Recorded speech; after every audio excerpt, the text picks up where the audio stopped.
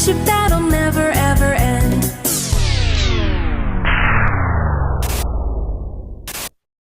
Run!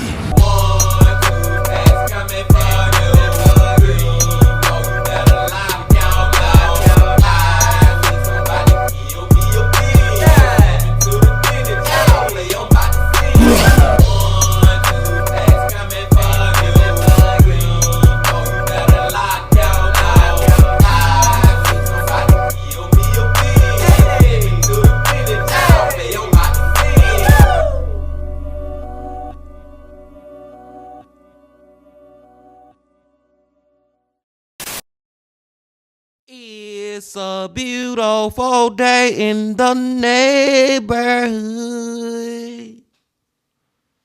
Reaction Beanie Yo 699. Back in that neighborhood, my brothers and sisters. Thank God it is Friday once again, Bean Team. And today, we are going back to Adrian from Coffeehouse. Crime! Another Coffee Man Friday, y'all. And the title of the video is Innocent Victim Predicts Her Own Murder from Horrific Killers. Now, see, this is one of the most craziest thing and most scary things to me about just murders in general, y'all. A lot of times the victim actually know that they're about to be murdered, and then it actually happens. Like, it be a lot of time that leads up to the murder where this victim knows that they're about to die, and that it actually happened. Like, just for example, just put yourself in the shoes of a victim, right? Who get kidnapped. You get kidnapped.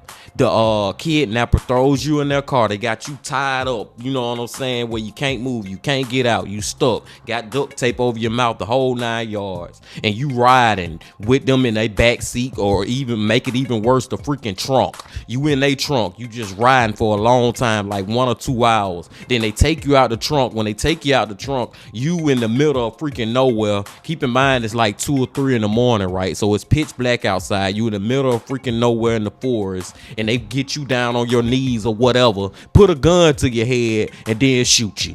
You know what I'm saying, man? Like, just the whole build up to it, and the fact that you know that this person who has kidnapped you is gonna kill you, then they actually do it. It's freaking just, it's spooky to think about, man. It's scary what some of these people go through before they take their last breaths on earth.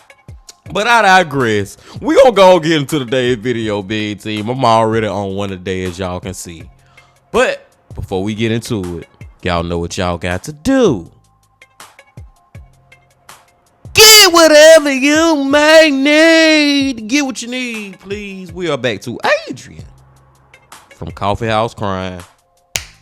Y'all got what y'all need. Y'all ready to go? Let's go. What do you know about the murder of Ashley Dale? Please, does anyone here make yourself known? Do you know anything about it? Oh, hello, Mr. Niall. Do you know why Ashley was shot and killed? No comment. Betrayal, murder, and horrible mistakes. This body cam footage, which was recorded by Merseyside British Police, was taken only several minutes after 28-year-old Ashley Dale was half accidentally targeted in her own home and then gunned down. I say half accidentally because she was not the primary marker here. In fact, the real target was nowhere to be found. And when detectives dug deeper into this case, well, let's just say that they found themselves unraveling a darkly infuriating story. So, who was Ashley Dale? How did she become an innocent pawn in a case filled with monsters? And what were the events leading up to her brutal murder? Welcome back to Coffeehouse Crime, folks. My name is Adrian, and today we're traveling to the north of England to a city named Liverpool. By the way, if you'd like some bloody good coffee, then please do check out my own brand named Classified. It's deliciously dark. That's classifiedcoffeeco.com. And also, please do consider subscribing if you haven't yet to see more true crime, strange and chilling stories. And now, with that out of the way, let's begin this video. So please grab yourself a coffee and let's caffeinate while we investigate. This is the case of Ashley Dale. Get whatever you may need. Welcome to Liverpool, folks. A city that pulses with energy and charm, and where every street echoes with history. Liverpool is home to many heritage relics, which of course includes the Royal Albert Dock. Built in the 19th century, it was revolutionary for its time, showing good old British engineering at its very best. Today, it is a vibrant cultural hub where the past meets the present, including the likes of the Beatles' Story, Merseyside Maritime Museum, and Tate Liverpool. Now, this dock is not just your typical tourist hotspot. It is the heartbeat of the city's creative spirit, alive with music, art and culture, and if you're lucky, you might even spot a cat with an accent.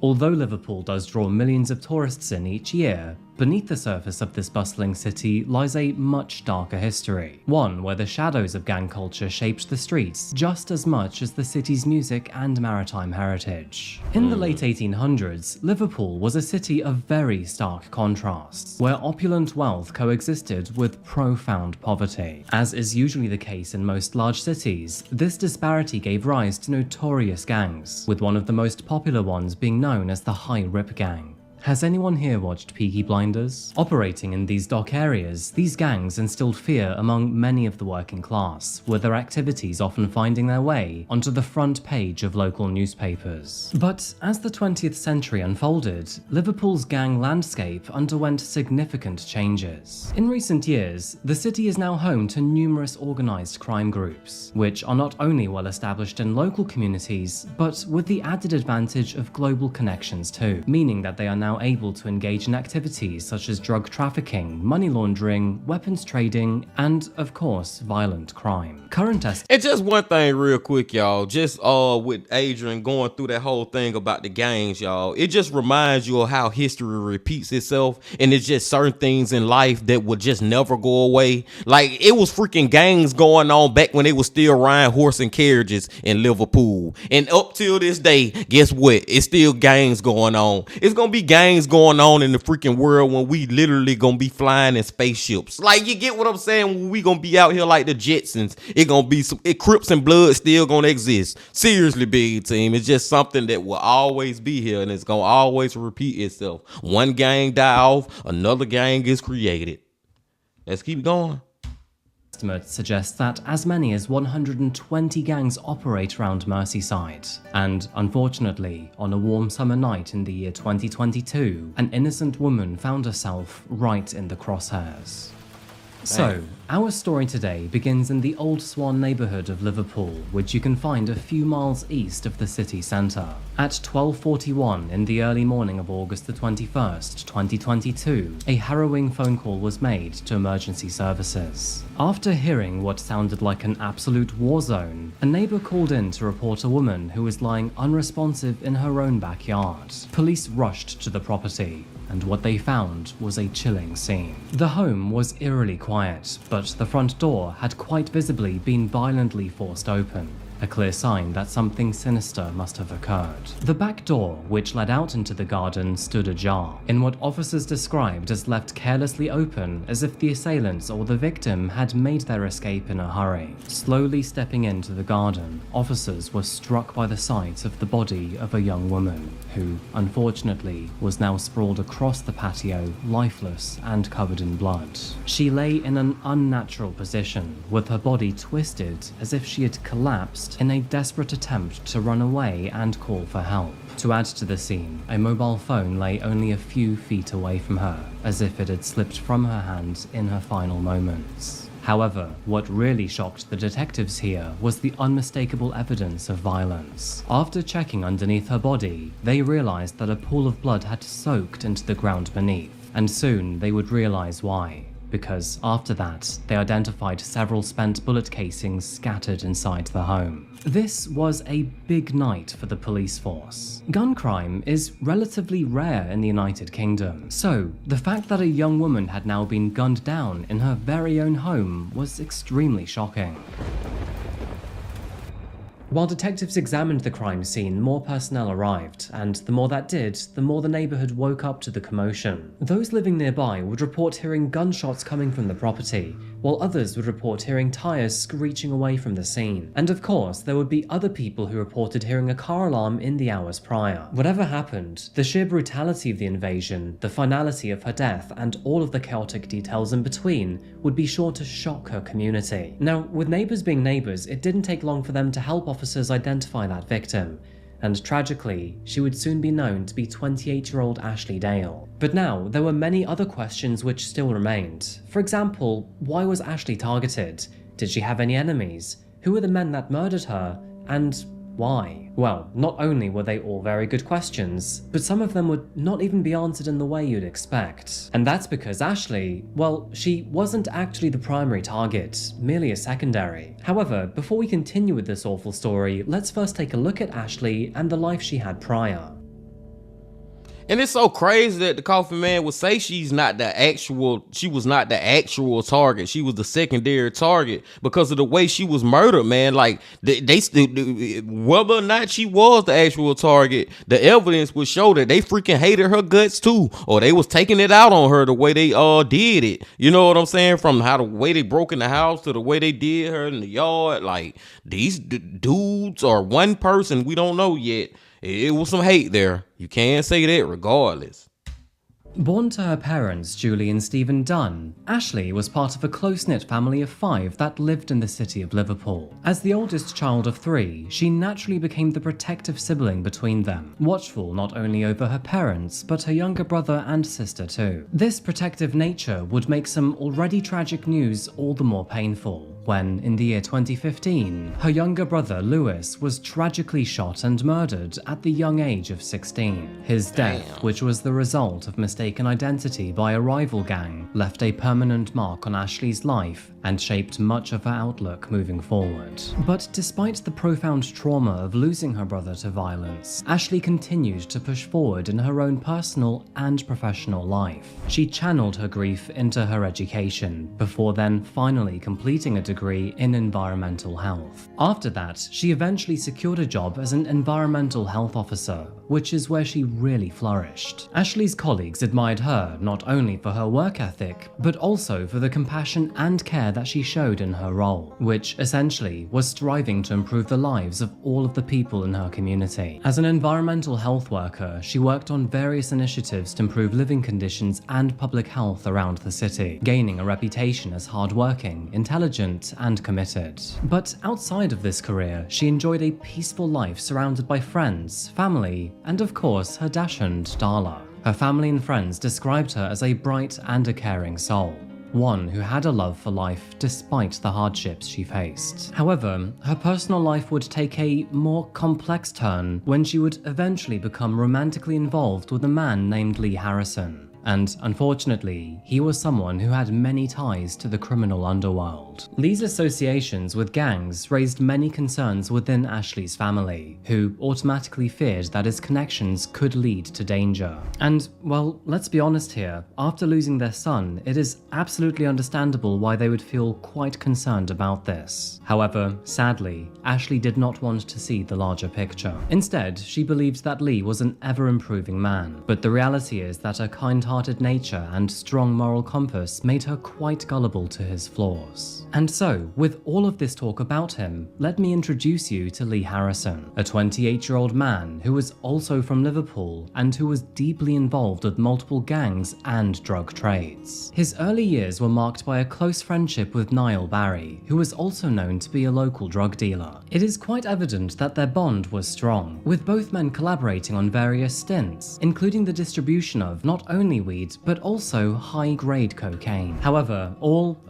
good things must come to an end, and their relationship began to sour in the year 2018, of course due to drugs, loyalty, and betrayal. It was during that year that Niall would unfortunately be robbed, with the robbery orchestrated by another local gang called the Hillsiders. Through this process, he lost £40,000 or $50,000 worth of cocaine, all of which he secretly hid inside of his home. Now, to make matters worse, Niall knew that Lee had several connections with the Hillsiders, which then led him to believe that his best friend was likely the intel behind the invasion. Of course, Lee denied any involvement whatsoever, but Niall, he had made his mind up, and to him, that was enough. His trust had been shattered, tensions began to rise, and by the end of the hour, the two were mortal enemies. This fallout would essentially force Lee to join the Hillsiders, and from here on out, this meant war. And then, in June of 2022, an accidental meeting would reignite old feelings. It was during this time that Lee and Ashley were busy having fun at Glastonbury Festival when they accidentally bumped into one of Niall's gang members. What followed was a horrible punch-up, all in the name of rivalry. Although Niall didn't see the fight, he was actually at the festival too. And after hearing the news, he told his friends that the next time he saw Lee, he would plunge a knife into his back. And that's the thing, man, about like the whole gang culture, the gang aspect of things. It's always gonna be a retaliation on a retaliation. You do something to us, then we gonna do something to you. Like it will never just end. It's endless what they be doing, man. There's always a retaliation of what the gang did. Is like a flip flop. It's a freaking act and react. You act, then I'm gonna react to what you did, man. It's just like hey, that go back to what I was saying earlier, Bean Team. History just repeating itself. I guess it's just the life we live. Everything you got on top there for it. Usually they may have drugs on you or in the vehicle, okay? So we're taking you for a search. Piecing up another arm spray your ribs with your unit, okay? So you need to have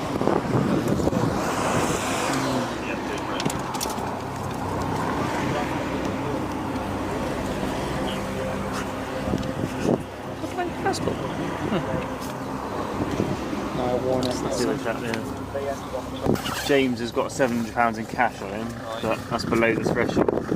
Oh, hello, Mr. Niall. yeah, that'll do. That'll come in. The following day, and considering his threatening behaviour, Niall and his friends were apprehended and then searched by police officers. And as seen in this footage, Niall was found in possession of a knife. Niall, time is 25 to, mate. You're going to be arrested under suspicion of possession of that, okay? Is it? That's not my bag. It's in your bag with your passport in it, okay? Yeah, I've just said that to you before. My passport was in this bag. So you don't have to say anything that may harm in defence if you don't mention in questions. Think later on in court, anything you do say may be given in evidence, alright? That's not my bag. It's got your passport in it. Ask him, he grabbed all my stuff before. Ask him, he grabbed all my stuff before. Is it just one bag? No, there's two bags. My bag's the carrier bag, the white bag. With all the clothes in. You did say straight away that his passport's going to be in his mate's bag. I did say that, yeah, I did say that. Ask him. Right. You're under arrest for now, okay?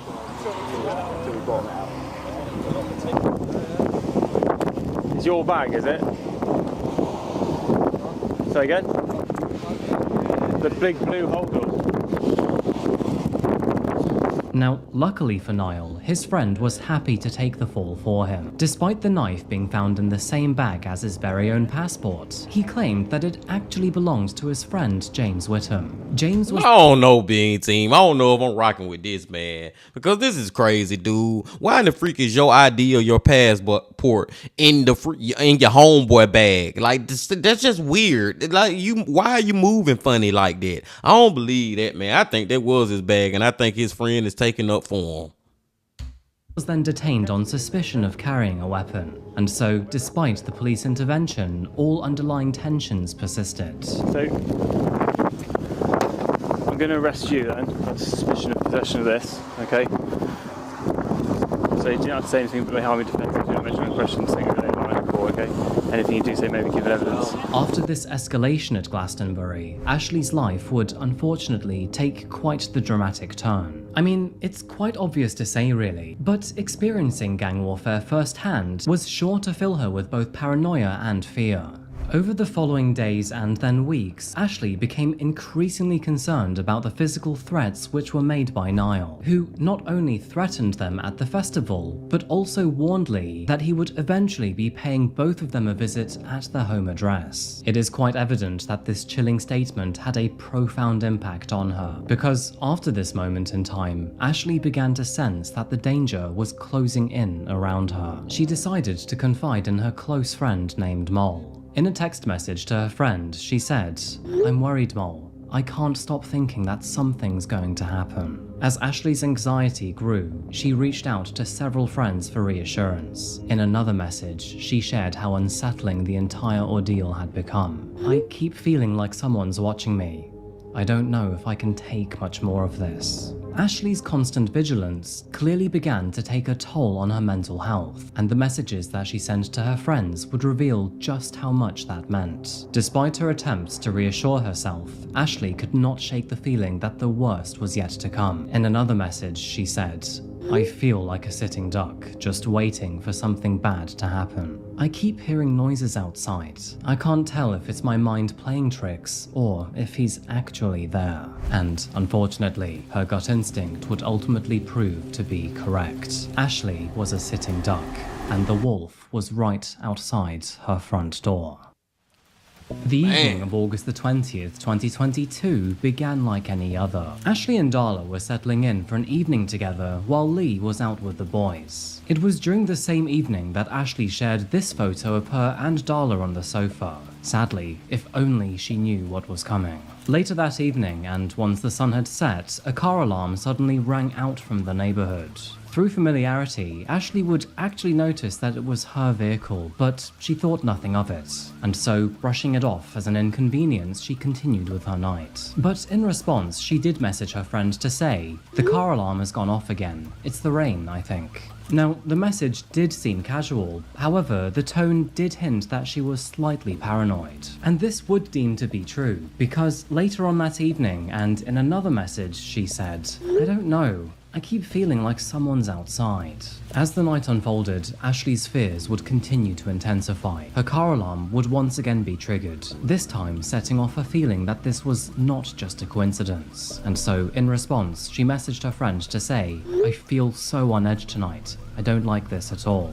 Like, it's just crazy, y'all, the amount of text messages throughout days. We talking about days in this particular example of what I was talking about earlier, how it's people out here that know that they're about to die, or you know what I'm saying, and then it actually does happen, and how they feel in the situation or whatever. Just the fact that she been paranoid for days about somebody out to get her, even saying like, "I feel like he outside," and all this, man, through her text messages. And then sadly, that same feeling that she been feeling actually comes to fruition when she get killed. That is just crazy and scary as elf, y'all.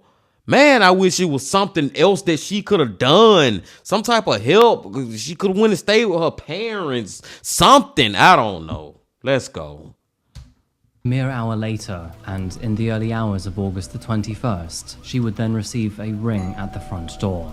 And Ashley, well, she knew this was bad news. The doorbell's chime echoed through the deafening silence of the house, and then, without warning, the door was slammed open. A gunman immediately stepped inside. There was no hesitation here, and no chance to stop him. In an instant, he unleashed a barrage of gunfire, and Ashley, she had no time to react or escape. Rather panicked, she grabbed her phone and then began to run to the back door, but sadly, it was already too late, for she had been hit by one of his bullets. As Darla cowered in the corner, her attackers then made their way through the home, before firing the gun into several rooms in an attempt to hit Lee if he was hiding. Meanwhile, in the back garden, Ashley's final moments were being spent in terror. There was no escape from the violence or her fatal injuries, and her last messages, sent only moments before the attack, would now forever serve as a chilling reminder of how accurately she had sensed her impending danger. Yeah. Please, if there's anyone here, make yourself known! Officers with taser.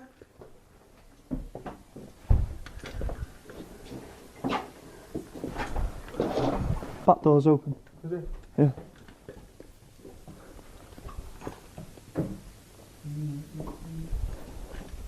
Chris, you've got taser on to the lead, mate. I'm gonna walk through. Fortunately, I've not had my refresher. Back door is open. Okay. Please. Yeah, right. Go check the back, which was reported in the back. Is that last patrol on their own?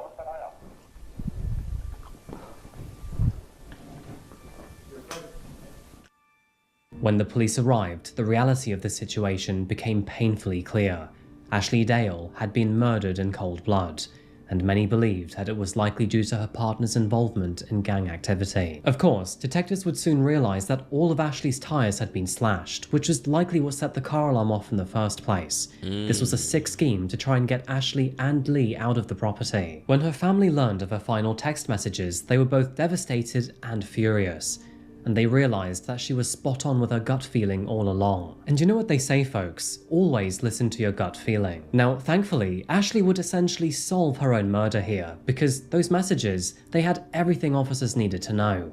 All they had to do now was piece the evidence together. However, there would be plenty of smoke and mirrors throughout the investigation, most notably from her boyfriend, who, rather conveniently, was absent during the shooting. Now, I should note here that Lee was extraordinarily uncooperative with all of the police officers, and would even refuse to provide a statement. And when he was forced to attend interviews, well, he just decided to remain silent instead.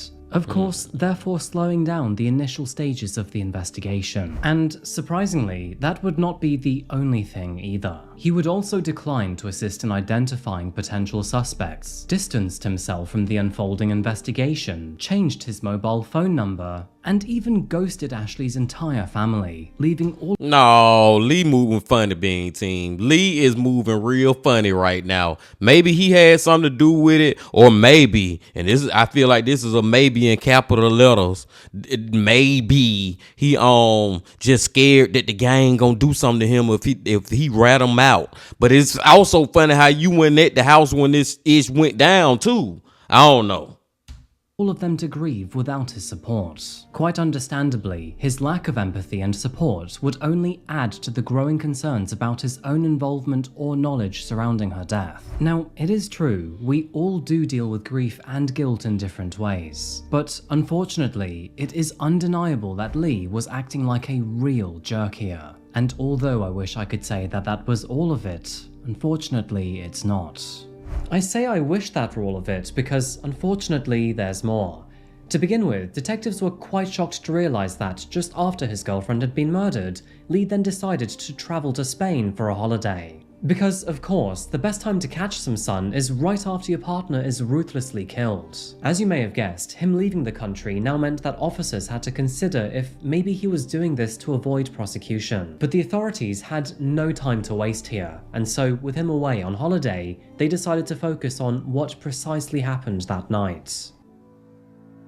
August the 20th, 2022, James Whittam and Joseph Pierce were seen entering this shop through a surveillance camera. After making a purchase, they were then seen leaving the store before then getting into a grey Hyundai i30N. By the way, this vehicle would later be identified as a key piece of evidence, and that's because another surveillance camera had recorded it near Ashley's home earlier in the evening. The surveillance footage in question shows the car in the Page Moss area, indicating that the driver and passenger may have been surveying the location before the attack. Later that evening, and at around 11:30 p.m, James and Joe approached Ashley's white Volkswagen, which was parked outside of the family home, and then proceeded to slash the vehicle's tires, therefore setting off the car alarm. Of course, this was in an effort to try to lure Lee or Ashley outside, but despite their efforts, no one emerged from the property, therefore leading them to retreat and then create a plan B. Unfortunately, that plan B was absolutely horrific. Both men returned to the property 1 hour later, but this time one of them was armed with a Scorpion submachine gun. It was clear that they were out for blood, and after kicking the front door in, they found Ashley, who was now fleeing towards the back door. Just as she reached the garden door, James fired 8 rounds out of his machine gun, one of which unfortunately would strike her in the back. After seeing her fall to the ground, he then proceeded upstairs and fired 5 more rounds into an empty bedroom, possibly as a warning or to intimidate Lee. That is when he turned around, ran down the stairs, and both men then fled the scene. And luckily, a neighbor's surveillance camera had recorded the entire thing. Following the attack, James and Joe then fled the area and checked into a hotel in St. Helens in an effort to lay low. But unfortunately for them, detectives were able to track their movements. After being advised to be on the lookout for an Audi Q7, an officer would eventually spot their vehicle, thankfully ending in both of them finding themselves in handcuffs. Open the door. Alright lads, keep your hands where you can see him. Just keep your hands where I can see them, pal. I'll put you in some handcuffs. Yeah, what about that side? Just need driver out that side. Yeah, no bother. Just open door for us, mate, until we confirm your identity. We'll put you in handcuffs. What's your name, fella? Eh? Joseph. Dom's just getting driver out and all three will be secure. Arrest on suspicion of murder. Okay. You don't have to say anything. I am a defence. You don't mention on question. Something you later on in court. And anything Just you in do the say car, maybe me to ring me. Suspicion of murder. Yes. Hello, mate. How are you doing? Just gonna put you in cuffs, mate. All right.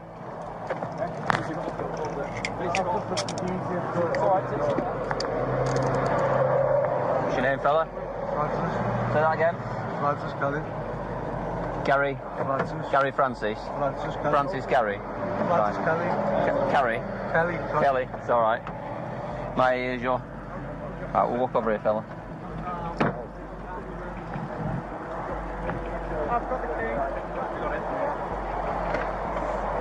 You got anything on you shouldn't? No. Anything in the vehicle that you shouldn't be? Yeah, James? Right, okay, you're under arrest for a suspicion of murder. Alright, you don't have to say anything. The may army defence, you don't mention one question, so just put it on in court. Anything you do say may be given in evidence. Alright? Whatever time was now. Yeah. Come on, we'll come over here, we'll sit behind my vehicle. It's confirmed that he is James.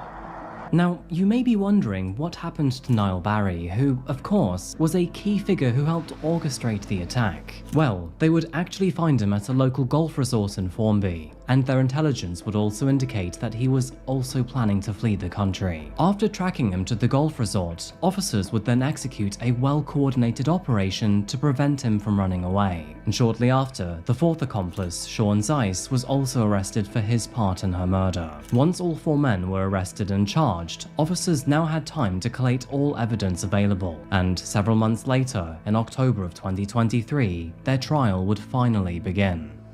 James, It's just so crazy to see that it's 4 dudes involved with the murder of just this one single lady. You know what I'm saying, man? Just make it that worse. Like, damn, a group of men decided to murder this one lady over some BS?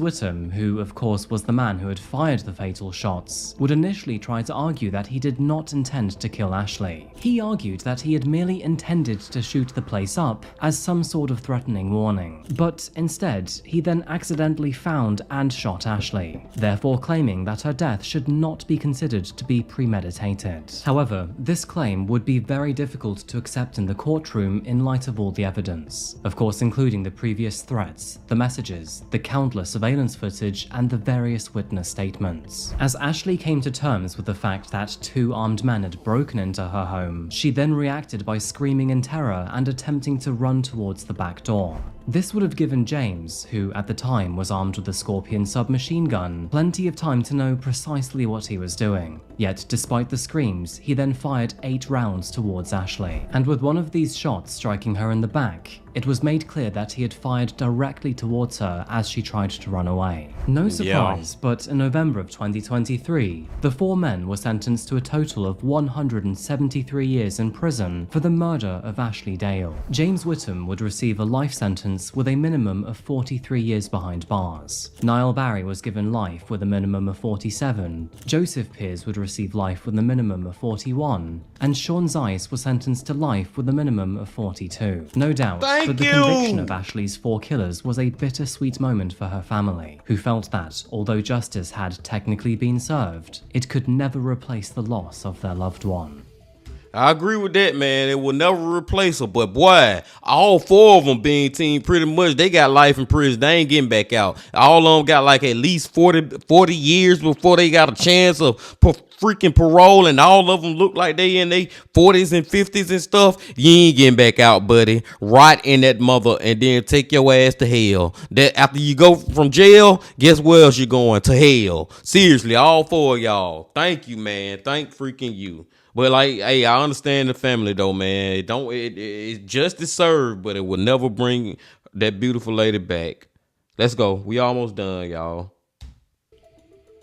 Ashley Dale's tragic death left her family with profound grief and loss. Her mother described her death as a life-altering event, stating, "My life might as well have ended there too. Those 3 little words turned my lights out forever. Time has since stood still." Now, if you watch my videos often, then you will know that we always end with a tragedy. But think about it and put yourself in Ashley's mother's shoes for a moment here. Having to identify your daughter's body, choose a coffin, and then select an outfit for her to wear at a funeral, instead of ever seeing her down the aisle, well, this anguish must be absolutely unfathomable. Of course, this was not the family's first tragedy either, making it all the more painful. Coincidentally, her younger brother Lewis had also been murdered through that gang warfare. During her funeral, her father said, "Ashley is the oldest of my 3, and Lewis the youngest, but both are now deceased." In a close but thankful twist of fate, Ashley's younger sister had actually intended to stay on the night of the shooting. However, due to making promises prior, she had to cancel at the last minute. Unknown to her at the time, but this decision would inadvertently save her life, which is so lucky here. It would have been beyond tragic if her family had lost all 3 children. In the wake of Ashley's death, her family has not only been vocal about their grief, but also about the impact that gang violence has had on their lives.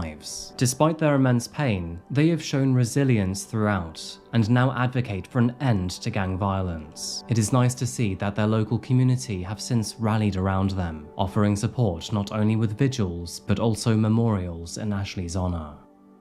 Yeah. So, you may be wondering what actually happened to Ashley's boyfriend, Lee, and unfortunately, I don't have a good answer for you. He would receive no punishment whatsoever, and in fact, he still remains free to this day. And I suppose what's even more frustrating here is that despite his girlfriend literally being murdered through the drug trade, he continues to sell cocaine and heroin for profit. So I guess it's safe to say here that this guy has not learned his lesson. He genuinely doesn't care. And believe it or not, but he would also make this tone-deaf post on Instagram, in which he said, "2 years, miss ya Ash, you was a real member.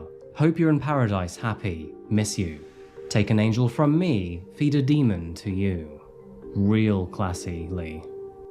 Can somebody please take this guy back to school? Now, historically, gun-related violence in the UK is exceptionally low, with the country boasting one of the lowest gun-related homicide rates in the world. In fact, despite population growth, the average number of gun-related homicides in the UK has remained at 29 each year since 2011. On the other hand, gang violence in the UK has done nothing but skyrocket in the recent years, and this is likely due to austerity reforms, poverty, and a lack of education. And unfortunately, it doesn't look like it will slow down anytime soon. In the gang world, guns aren't the problem, knives are. This is external to the video, but if you're looking for something dark and interesting to read up, then I do recommend typing in UK zombie knives, because they are an epidemic in London. Anyway, those are my thoughts, but as always, I'd love to know what you think about this one.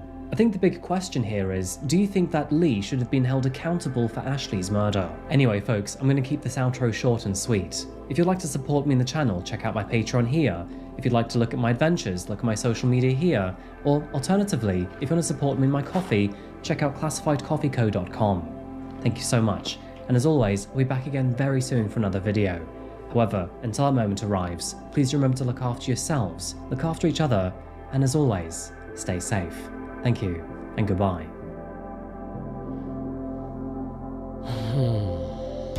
Man, being seen. Rest in peace to freaking Ashley and Lewis too. Rest in peace to Lewis too. But my takeaways from this video, y'all, like my biggest takeaways. Number one, thank God all of them got the sentence that they got. Like I'm very happy that happened. That it was literally 4 of them, and all of them pretty much got life in prison and gonna die in prison. And that leads to my other point. That just the fact it was 4 dudes, man, who was all in cahoots to murder this one girl, and they said that they was trying to murder Lee, and that goes to my third takeaway. I don't know if Lee so freaking innocent his damn self. The boyfriend, you know what I'm saying? You was the primary target. They really supposed to have been after you, but it kind of seemed like, especially how he was acting after Ashley died, it kind of make you feel like that he had something to do with it. that he just ghosted her family, wouldn't talk to the police, and that may you can make the argument that may go back into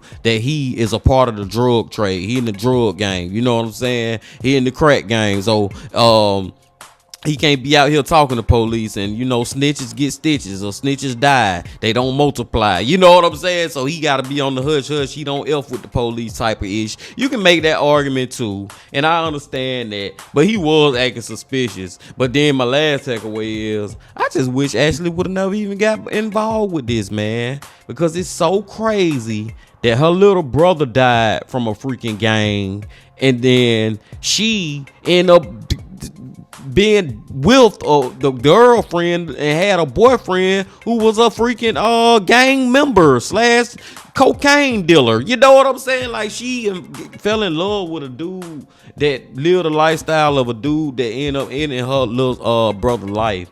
That was another takeaway, y'all. Like, this was a wild one, man. This was just a wild one, and it's like, it's crazy. And I guess my last bigger takeaway, real quick, y'all, will just be, like I was saying earlier, man, as far as like the gang is, y'all, like, gangs will forever be here as long as human society is here. And whether you want to call it a gang or a cartel or a mafia, whatever, tomato, it's all the same thing, man. And it seems like it'll just always be here as long as humanity be here, being team.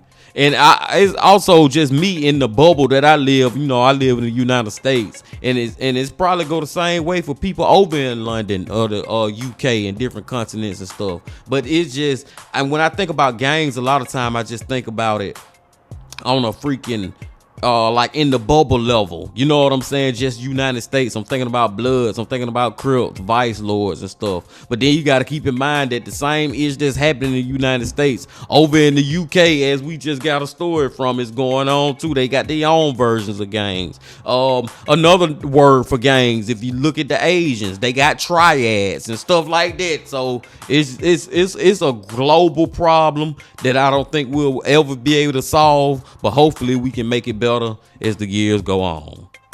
But I digress, big team. I'm gonna let y'all go, man. Hey, man, that was a real good one, y'all. That one right there really got me in my thoughts about a lot of stuff. I appreciate y'all coming on back as always. And before you leave, as always, just please hit that like button, comment, subscribe, and do all that if you ain't did that yet. And remember this. Love, peace, and happiness. Stay safe. Don't stop. Keep going. Yeah.